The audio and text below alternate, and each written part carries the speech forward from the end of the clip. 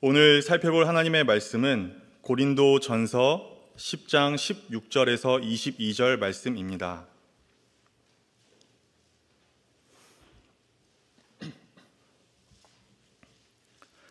고린도 전서 10장 16절에서 22절 말씀입니다.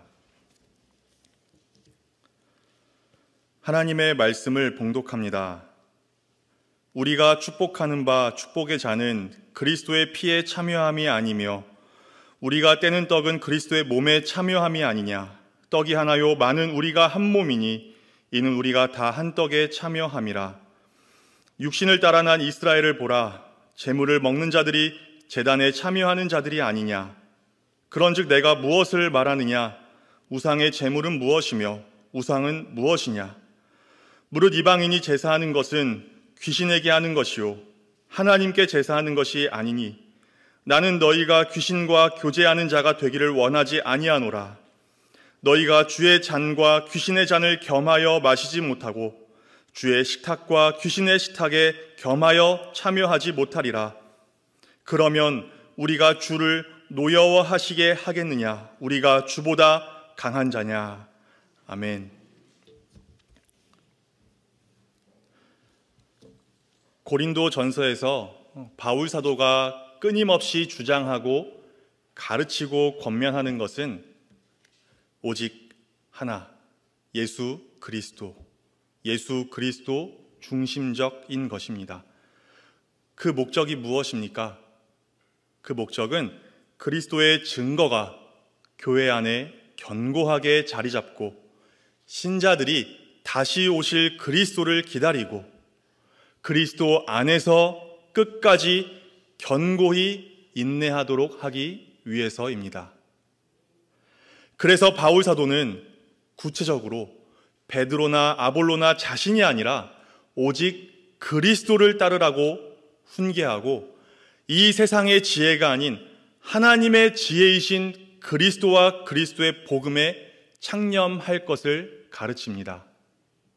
그리고 음행, 탐욕, 우상숭배, 모욕, 술 취하는 것, 속여 빼앗는 것에 대해 경고하며 만일 교회 안에 그러한 일을 행하는 신자가 있다면 다른 형제 자매들을 보호하고 또 범죄하고 있는 그 사람이 죄를 뉘우치고 바른 신앙으로 회복할 수 있도록 권징할 것을 명령합니다.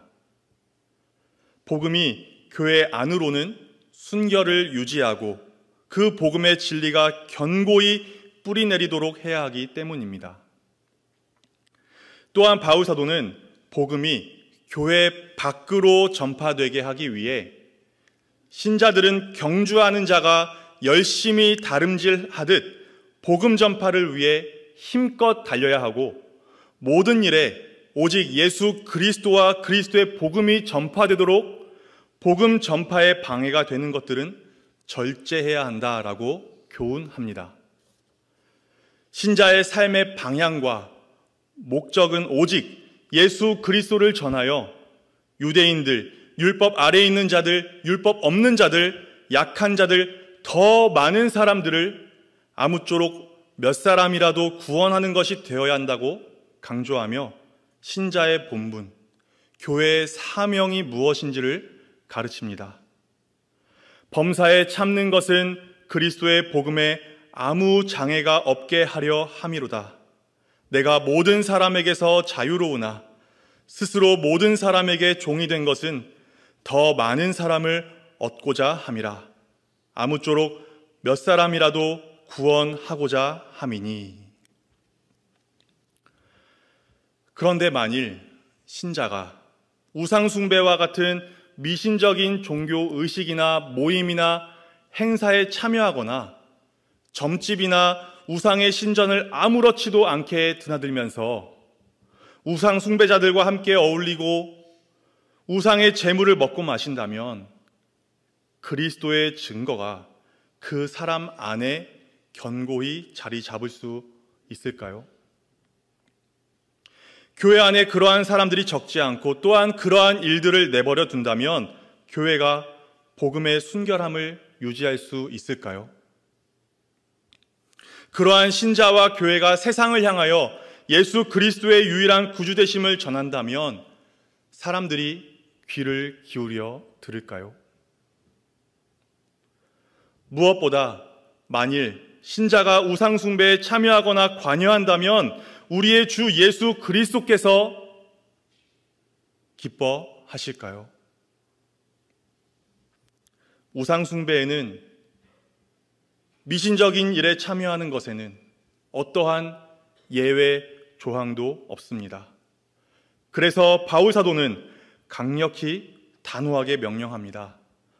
그런즉 내 사랑하는 자들아, 우상 숭배하는 일을 피하라. 당시 고린도 교회의 신자들도 오늘 우리와 마찬가지로 예수님의 명령을 따라 떡과 포도주를 나누는 성찬을 시행하고 있었습니다. 내가 너희에게 전한 것은 주께 받은 것이니 너희가 이 떡을 먹으며 이 잔을 마실 때마다 주의 죽으심을 그가 오실 때까지 전하는 것이니라. 예수님께서 잡히시기 전 제자들에게 성찬을 제정하여 주셨습니다. 그때 예수님께서 제자들에게 떡을 떼어 주시고 포도주 잔을 주시면서 이렇게 말씀하셨습니다. 이것은 너희를 위하여 주는 내 몸이라.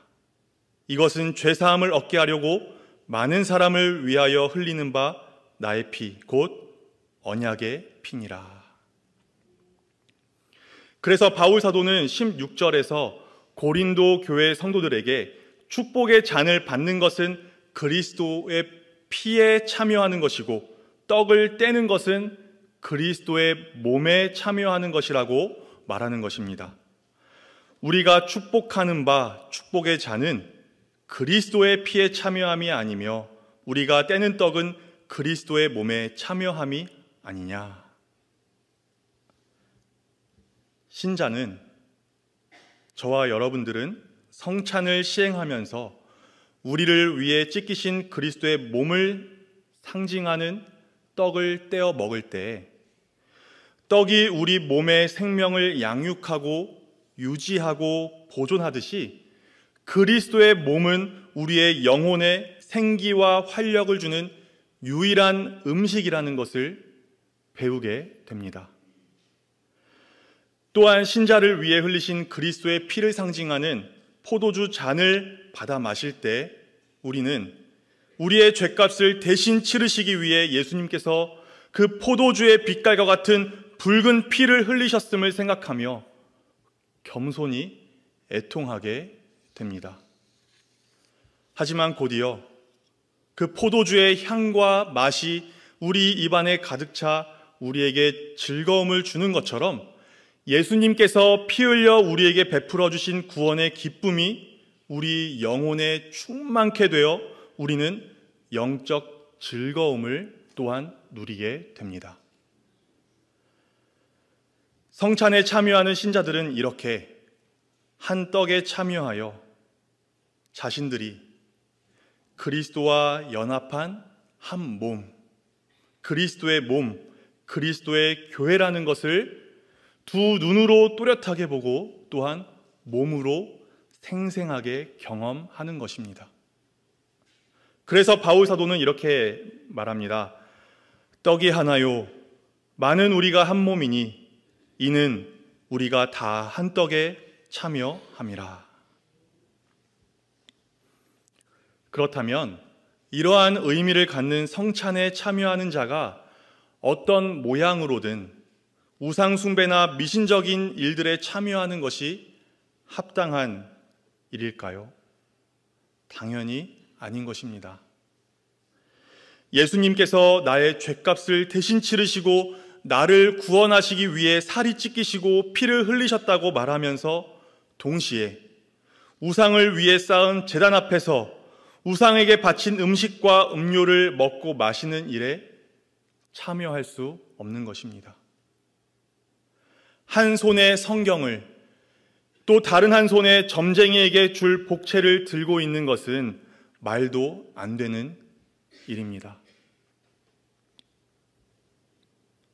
자신이 그리스도 안에 있는지 성찬을 받을 합당한 준비가 되어 있는지를 의심하는 그러한 연약함 가운데 있는 신자들은 그럼에도 불구하고 성찬에 참여할 수 있습니다.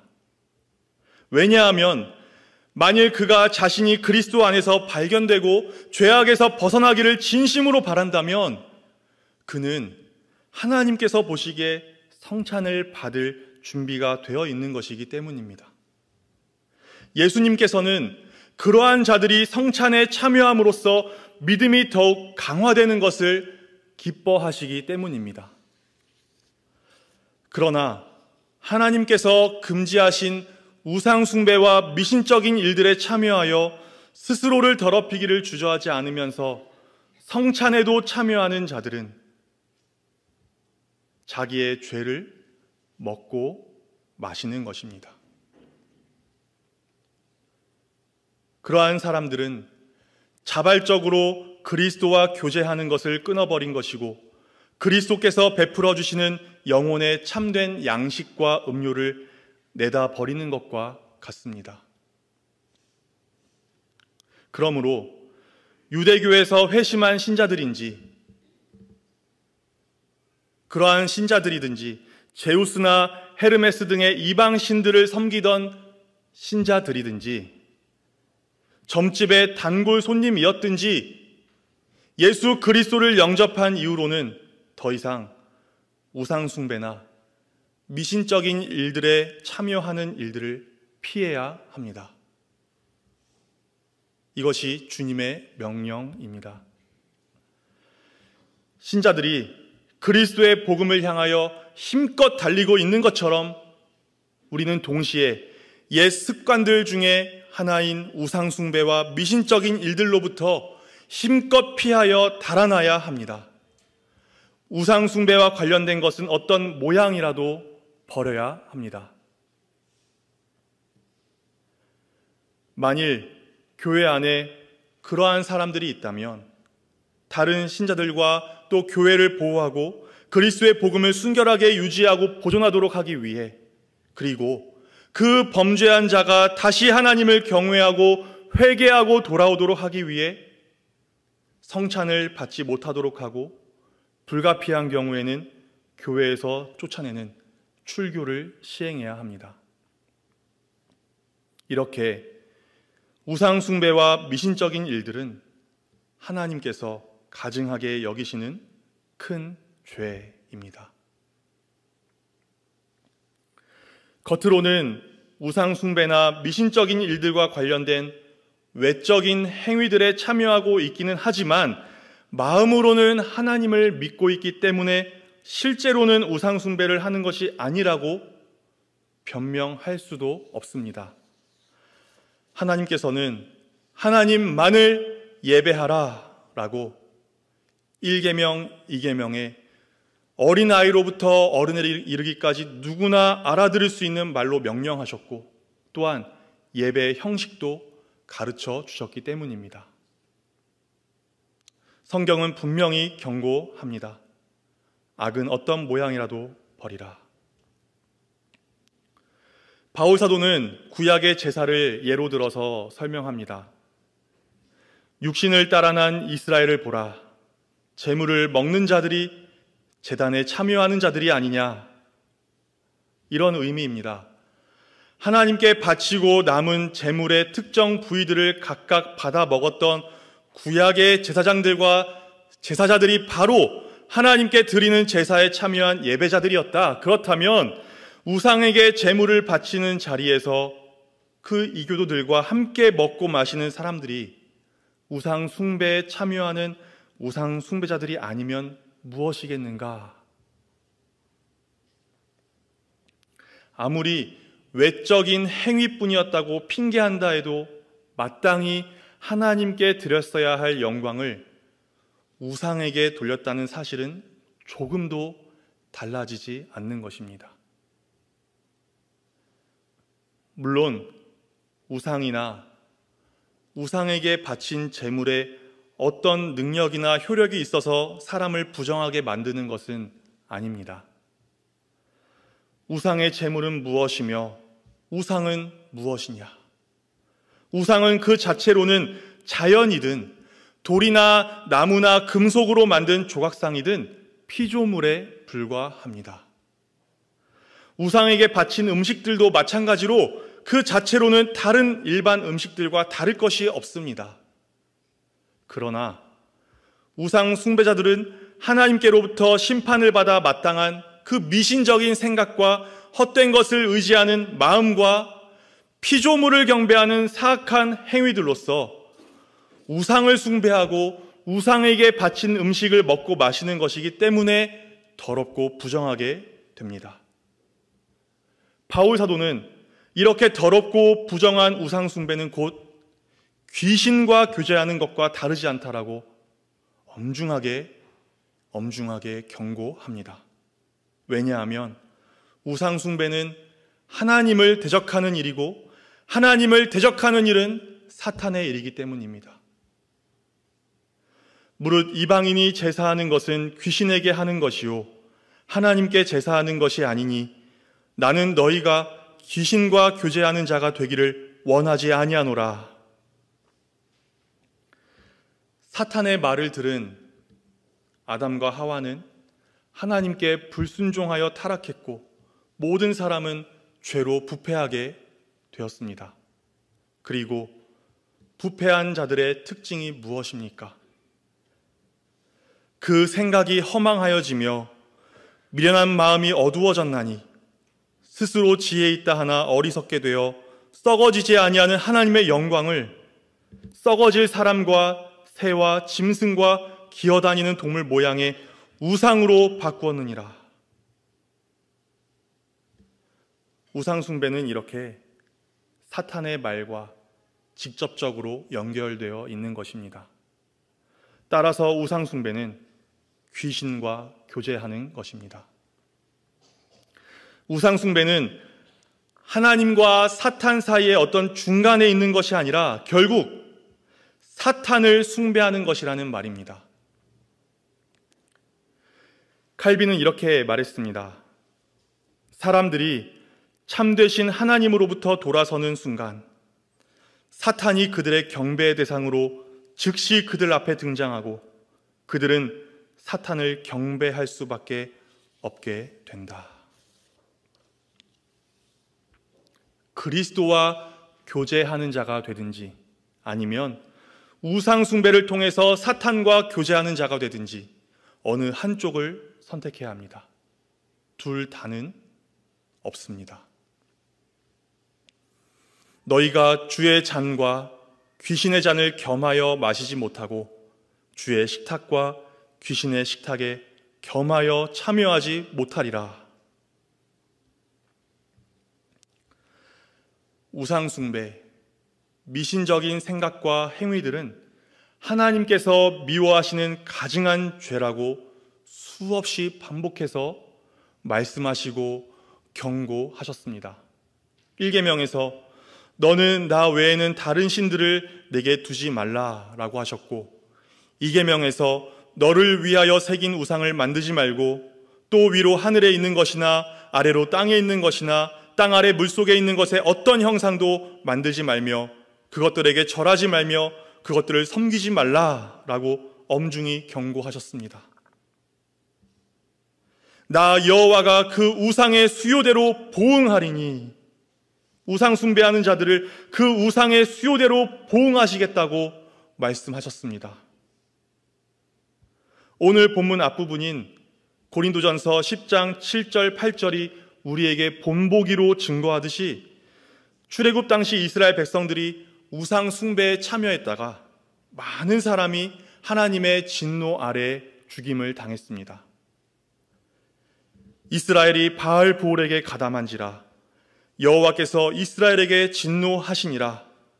그 연병으로 죽은 자가 24,000명이었더라.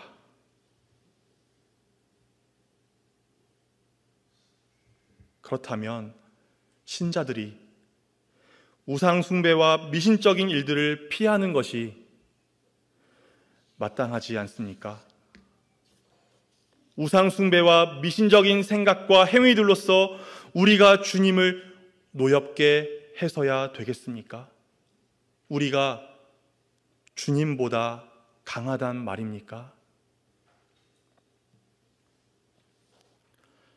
신자들이 우상 숭배에 가담하게 되는 경우는 고린도 교회의 경우처럼 전통과 관습 때문일 수도 있고, 출애굽 당시의 이스라엘 백성들처럼 어떠한 위기나 어려움 때문일 수도 있습니다.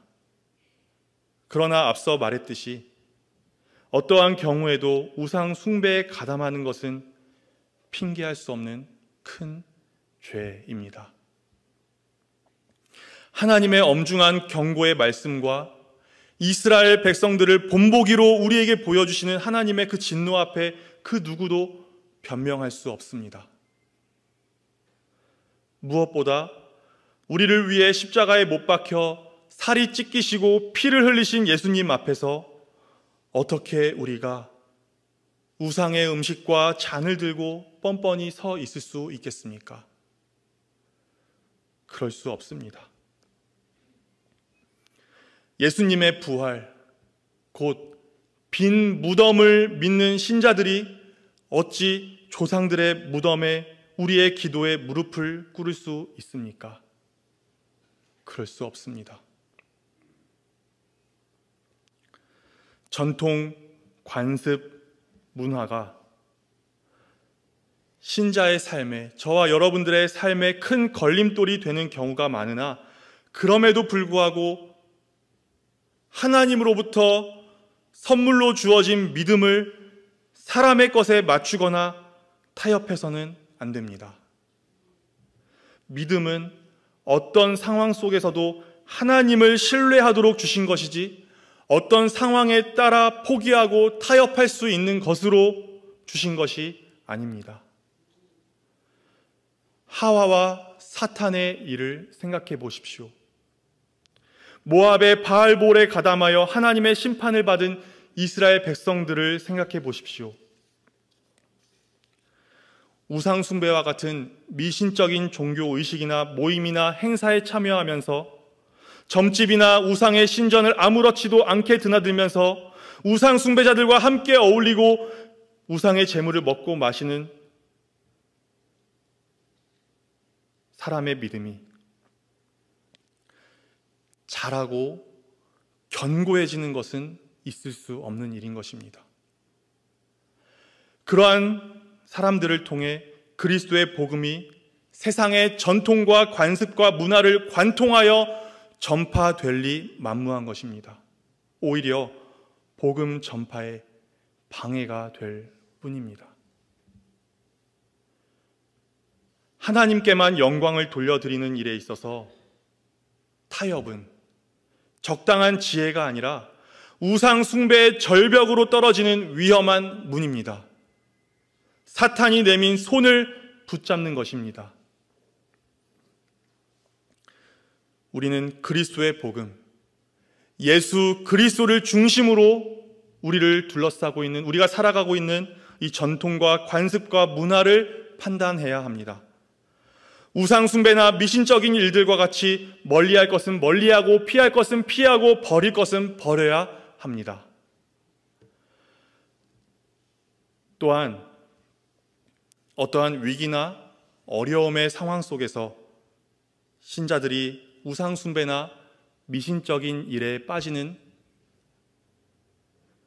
그런 안타까운 경우가 있습니다. 모세가 하나님의 부르심을 따라 시내산 위에 올라가 있는 동안 이스라엘 백성들은 자기들을 인도할 신을 만들라 요청했고, 아론은 그들에게 금송아지 형상을 만들어 주었습니다. 그들이 우상을 만든 이유는 바로 이것이었습니다. 백성이 모세가 산에서 내려옴이 더딤을 보고 우리를 위하여 우리를 인도할 신을 만들라. 이 모세 곧 우리를 애굽 땅에서 인도하여 낸 사람은 어찌 되었는지 알지 못함이니라. 시내산 위에 올라간 모세가 며칠이 지나도 내려오지 않자 자기들을 인도할 우상을 만들라고 한 것입니다. 신자들도 오늘의 우리도 어떠한 위기나 어려움에 직면하면 하나님의 뜻과 때를 스스로 재고 판단하며 미신적인 것들을 찾거나 그러한 일들에 참여하거나 잘못된 교리에 빠지는 잘못된 선택을 하는 경우가 종종 있습니다. 마치 그리스도께서 우리와 함께 하시지 않는 것처럼, 그리스도만으로는 부족하여 또 다른 중보자가 필요한 것처럼, 마치 다른 그리스도가 있는 것처럼 말입니다. 그렇게 우상 숭배에 가담하게 되고 이단 사이비 종교에 빠지게 되는 것입니다. 그런데 모세가 산에서 내려옴이 더딤을 보고 이스라엘 백성들이 우상을 만들어 숭배하는 동안 하나님께서 무엇을 하고 계셨습니까? 하나님께서 이스라엘 백성들 가운데 거하실 집, 성막을 어떻게 지어야 하는지에 대해 모세에게 자세히 가르쳐주고 계셨습니다. 이스라엘 백성들의 거룩함을 위해 준비하신 모든 것들을 모세에게 알려주고 계셨습니다.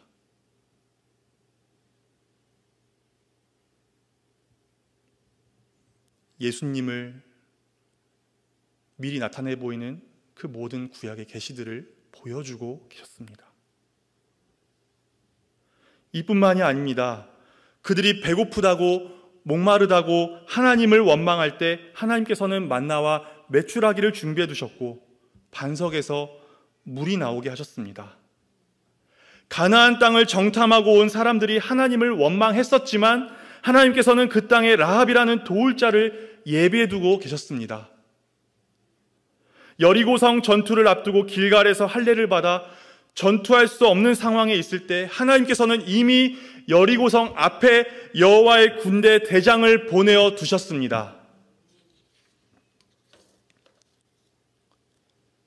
고난 가운데 있을지라도, 막막함 가운데 있을지라도, 더디게 응답하시는 것 같은 때라도 우리의 생각으로는, 우리의 지혜로는 어떠한 일을 행하고 계시는지는 모르지만, 하지만 살아계신 하나님을 신뢰하는 것과 어떠한 일도 할 수 없는 우상을 의지하는 것 중 무엇이 옳은 일입니까?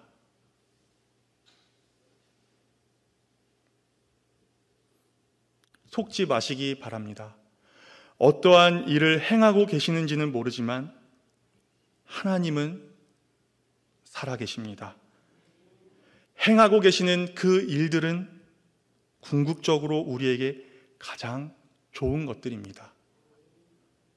우리에게 그 구약에서 그 모세가 더디 내려온다고 했었던 바로 그때 하나님께서 미리 나타내 보이셨던 영원한 성막, 영원한 대제사장이 있습니다.